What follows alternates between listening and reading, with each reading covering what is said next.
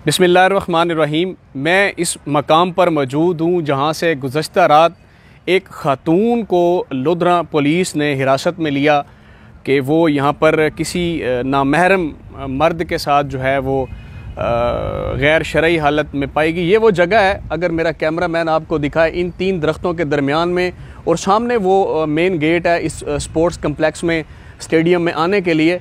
यहाँ पर जब वो ख़ातून को पुलिस ने गिरफ़्तार किया तो वो इंटरकोर्स की जो एक तैयारी थी वो अभी स्टार्ट करने ही लगे थे। कपड़े उन दोनों के उतरे हुए थे, औरत और मर्द के।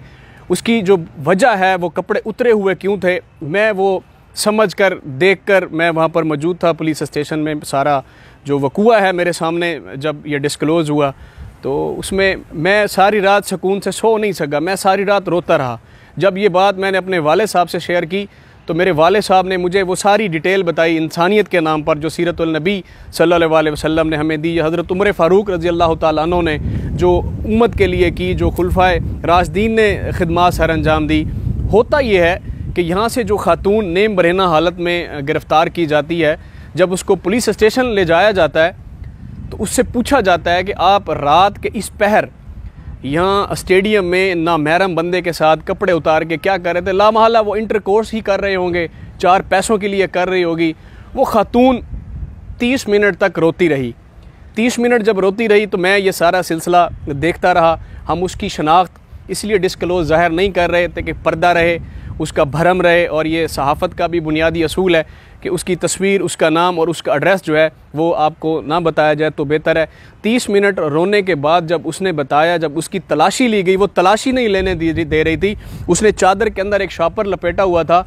पुलिस और हम ये समझते रहे कि शायद इसके अंदर कोई मंशियात है, इसके अंदर कोई वेपन्स हैं, इसके अंदर शायद कोई असला फ़रोख्त करने वाली औरत है, कोई अफ्यून बेचती है, कोई आइस बेचती है, चूँकि सामने गर्ल्स डिग्री कॉलेज है, गर्ल्स हाई स्कूल है, तो बड़े खदशात थे। 30 मिनट रोने के बाद उसने जब वो शॉपर खोला तो वहाँ इंसानियत शर्मा गई। उस शॉपर में से 4 रोटियाँ निकली। उस खातून ने रोने के बाद कहा कि ये जो 4 रोटियाँ हैं, मैंने ये भी बड़ी मुश्किल से एक होटल से ली हैं, भीख मांग मांग के मैं थक चुकी हूँ, मुझे किसी ने पैसे नहीं दिए। फिर एक होटल पे गई हूँ, उसने 2 रोटियाँ दी हैं, सालन नहीं दिया।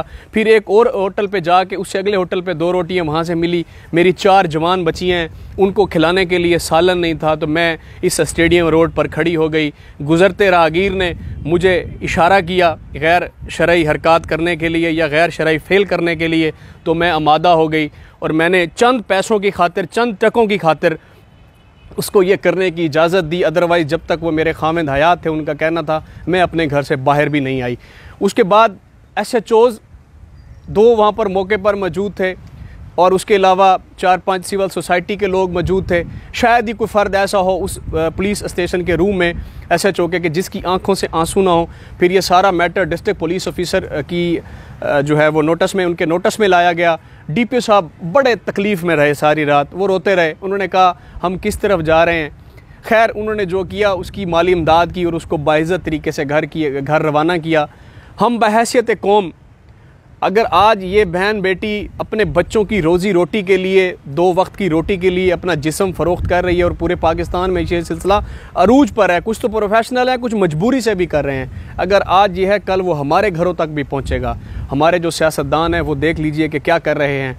वो इस्लामाबाद और लाहौर की उन शहराओं से, उन कोठियों से, उस माहौल से बाहर ही नहीं निकलते कि ग्रास रूट लेवल पर कि क्या माहौल है, गरीब के साथ क्या बीतती जा रही है। हज़रत उमर फ़ारूक रज़ी अल्लाह तआला अन्हु का जो दौरे खिलाफत था, तो जब वो रास्त को गश्त किया करते थे तो उनको जब वो साइला मिली जिसने कहा कि मेरे घर खाने को कुछ नहीं है, तो हज़रत उमर फ़ारूक रज़ी अल्लाह तआला ने अपने कंधे पर गले की जो है वो बोरी उठाई और उनके घर छोड़ कर आए। हजूर, पाकिस्तान में सियासत ने मुआशरे का बेड़ा गर्क कर दिया है।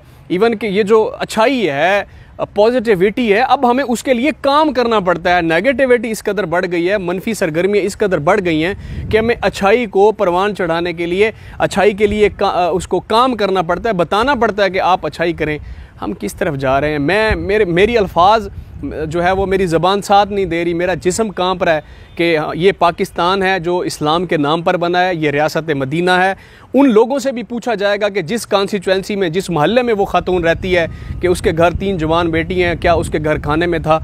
इसीलिए दोस्तों, भाइयों, सोशल मीडिया के काबिल एहतराम साथियों, कोशिश करें कि 40 घर तक जो सुन्नत है, जहाँ तक आपकी हदूद है, चेक करें कि घर में कौन भूखा है, किसी ने कुछ खाया भी है या नहीं खाया, एक दूसरे का ख्याल करें। यही हमारा दीन हमें सिखाता है और यही 1,24,000 पैगम्बर अल्लाह ताला का पैगाम लेकर आए एक दूसरे के लिए। हमें बतौर इंसान, बतौर इंसानियत के काम करना होगा, देन ये मुआशरा खड़ा होगा अपने पाँव पर। सोसाइटी क्रश कर गई है, अखलाकियात ख़त्म हो गई हैं, एहसास ख़त्म हो गया। तो हमें और आपको, जो अभी ऐसे लोग हैं जिनमें थोड़ी सी समझ बूझ अल्लाह ताला ने दी है, हमें अपना किरदार अदा करना होगा मुआशरे को पाँव पे खड़ा करने के लिए।